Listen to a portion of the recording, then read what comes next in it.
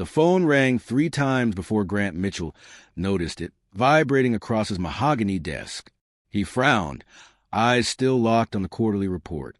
It was nearly midnight, the Manhattan skyline glittering through floor-to-ceiling windows. As CEO of Mitchell Enterprises, every second counted, especially with tomorrow's billion-dollar merger announcement. The caller ID showed an unfamiliar number. He almost declined, but instinct made him answer. Grant Mitchell speaking. Mr. Mitchell? The voice was professional. Calm. This is Nurse Rodriguez from Manhattan General. I'm calling about Emma Caldwell. You're listed as her only emergency contact. Grant froze. Emma Caldwell, his executive assistant for 2 years. Brilliant, disciplined, efficient. Always the first in, last out. She had called in sick that morning. Her first time ever. What happened? He demanded, already reaching for his jacket. She collapsed in her apartment. Her neighbor called 911. She's stable but unconscious. Doctors are running tests. Is she family? The nurse asked hesitantly. No, Grant said, voice tight. I'm her employer. Well, she has no family listed. You're the only contact. The words hit harder than expected. He glanced down at the glittering city below, realizing how little he actually knew about the woman who managed his entire life. I'll be there in 20 minutes. The hospital smelled of antiseptic and sleeplessness. Grant strode through the halls, out of place in a $3,000 suit and leather shoes. At the nurse's station, a woman in scrubs met him. Mr. Mitchell? I'm Nurse Rodriguez. Thank you for coming. She led him to a small room. Emma lay pale beneath white sheets. Chestnut hair fanned across the pillow. Machines beeped rhythmically around her. Without her crisp blazer and heels, she looked fragile, almost unrecognizable. What's wrong with her? Grant asked. A doctor entered, extending a hand. Dr. Reeves. We're still running tests. She's severely anemic, undernourished, exhausted. Possibly something more serious. Has she been under unusual stress? He gave a humorless laugh. We've all been under stress. The merger, she's been working nonstop. The doctor nodded. It may go beyond exhaustion. Do you know of any medical conditions? I don't, he admitted, frustrated. He knew everything about her professional precision, but nothing personal. Perhaps you could check her apartment for medications, the nurse suggested gently. I don't have keys, he replied sharply, instantly regretting the tone. He looked down at Emma, his most reliable employee, the backbone of his operation, and realized he couldn't remember a single thing she'd ever shared about herself. Moments later, Dr. Reeves returned. Mr. Mitchell, we found markers in her blood, suggesting something serious. Do you have access to her medical records? Yes, Grant said quickly, calling his head of security. Within the hour, HR files were sent over. By dawn, he was still there. The city woke, but his world had narrowed to that sterile room. Mr. Mitchell, Dr. Reeves approached. We have her results. It's not good news. She has acute myeloid leukemia. Diagnosed 6 months ago. She was in a clinical trial but stopped treatment 3 weeks ago. The word struck him like a blow. 6 months, he whispered. She's been working this entire time. She may have stopped because of financial or emotional strain, the doctor explained. Experimental treatments aren't always covered by insurance. Grant's stomach turned. Mitchell Enterprises offered premium coverage, but not for experimental care. Emma had probably been drowning in bills while scheduling his meetings.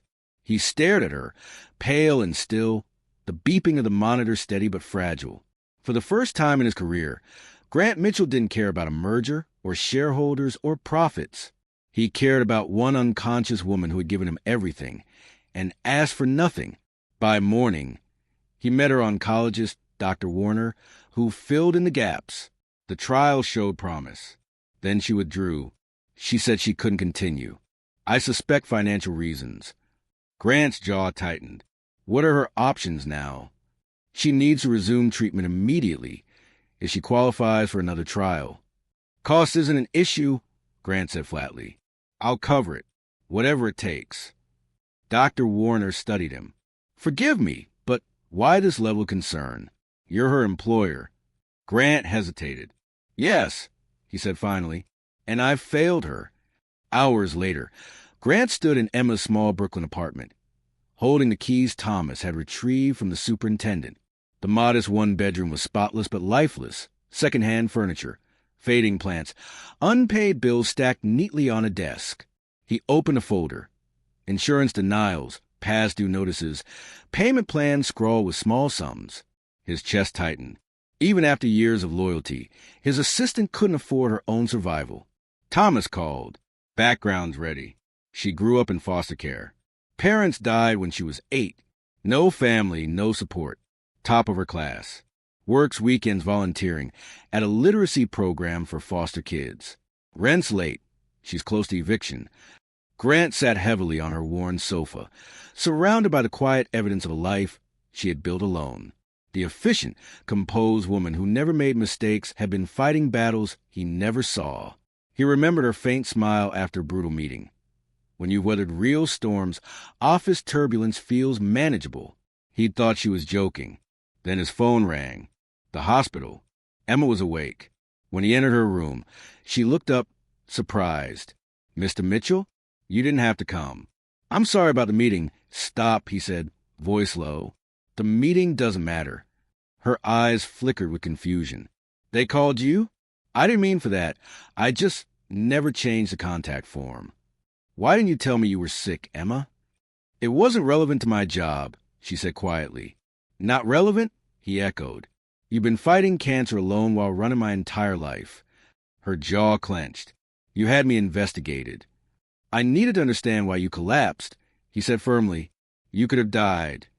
Her composure returned like armor. My personal matters are my own. I'll resign as soon as I'm able. Grant stared at her, incredulous. You're offering your resignation from a hospital bed? She looked away. You'll need someone reliable. He softened. Emma, why am I your emergency contact? She hesitated, eyes glistening. Because there's no one else, she whispered. There's never been anyone else. Grant stood frozen, the weight of Emma's quiet confession echoing through the sterile hospital room. No one else. 2 words that ripped through his carefully built world of wealth and control. For the first time, he saw beyond her competence. He saw the loneliness she had hidden behind every, yes, Mr. Mitchell. He sat beside her bed. You're not alone anymore, Emma, he said softly. Not ever again. She gave a faint smile. I don't need pity. This isn't pity, he said firmly. It's responsibility. And it's long overdue.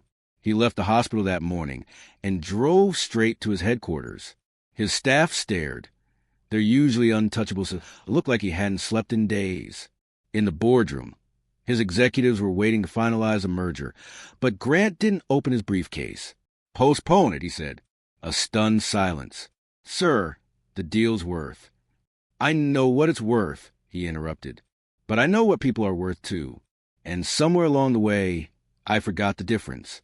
He looked at them all, each wearing the same hollow ambition he once admired. From today, every full-time employee of Mitchell Enterprises gets full health coverage, including experimental and mental health treatments. No more exceptions. No more fine print. His CFO blinked. That could cost millions. Grant's gaze hardened, then considered an investment in humanity. He walked out, leaving them speechless. Back at the hospital, Emma was sitting up, looking stronger. You shouldn't be here, she said as he entered. You have a company to run. He smiled faintly. Funny, I just made it a better place to work. Over the next few weeks, Grant visited daily. He brought her fresh flowers, books, and updates about the company she once ran from behind a screen. They talked, really talked, about life, choices, regrets. One afternoon, as they watched sunlight spill across the room, he asked, Why did you stop the treatment? She hesitated. Because I couldn't afford hope, she said finally. Every dose felt like gambling with rent money. I didn't want charity. You didn't need charity, he said quietly. You needed someone to care. She looked away, blinking back tears. Why do you care now, Mr. Mitchell? He hesitated. Because you reminded me what integrity looks like. You gave your best when you had nothing. You worked for me like the company was yours. I can't undo the past, but I can stand beside you now. Her lips trembled, but she smiled faintly.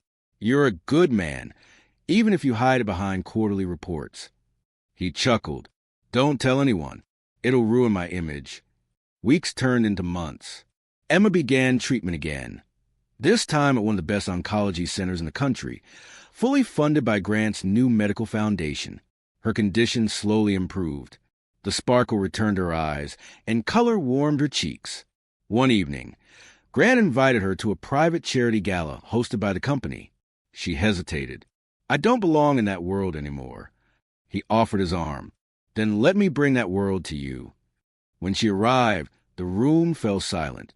The frail woman everyone remembered was gone, replaced by a vision of quiet strength. Grant introduced her as the reason Mitchell Enterprises has a soul. Halfway through the evening, a young boy from a children's cancer charity approached her. His head was bald from chemotherapy, his small hands trembling. Miss Emma, he said shyly, thank you for helping us. Can I dance with you? The music slowed. Emma glanced at Grant, uncertain. He nodded with a soft smile. The boy placed his tiny hand in hers. Together, they swayed gently across the floor. Cameras flashed, but the world faded. Then, halfway through the dance, the boy hesitated, his legs shaking. Emma steadied him, whispering, You're leading, remember? The crowd watched in awe as the boy took one brave step, and another. The room erupted in applause. Grant stood motionless, eyes glistening. In that moment, watching Emma help the boy move again, something inside him broke and healed all at once. Later, as the applause faded and Emma returned to her seat, he whispered, You changed my company, my priorities, and my life. She smiled softly. Sometimes it just takes one person to remind us what matters. He took a breath. When you're ready, I want you back, not as my assistant, as head of the Mitchell Foundation. Help me build something that matters. She blinked, stunned. I don't know what to say. Say yes, he said gently, and make me work for you this time. She laughed, tears spilling down her cheeks. Yes. A year later, Emma stood on a stage at a global conference, speaking to thousands. Behind her was the Mitchell Foundation's new logo for people, not profits. Grant watched from the audience, pride swelling in his chest. She spoke about dignity, compassion, and the quiet battles people fight unseen. The crowd rose in a standing ovation. When she stepped off stage, Grant handed her a small envelope. Inside was a simple note. Thank you for teaching me what wealth really means. She looked up, eyes shining. And what's that? He smiled. Having someone to fight for. The world would remember Grant Mitchell as a billionaire CEO who redefined business ethics. But he would remember himself as the man who almost lost the one person who showed him humanity. And Emma Caldwell, the woman who once had no one, had become a light for millions. Because sometimes the strongest stories aren't written in boardrooms or hospitals. They're written in the quiet moments when two broken people decide to heal together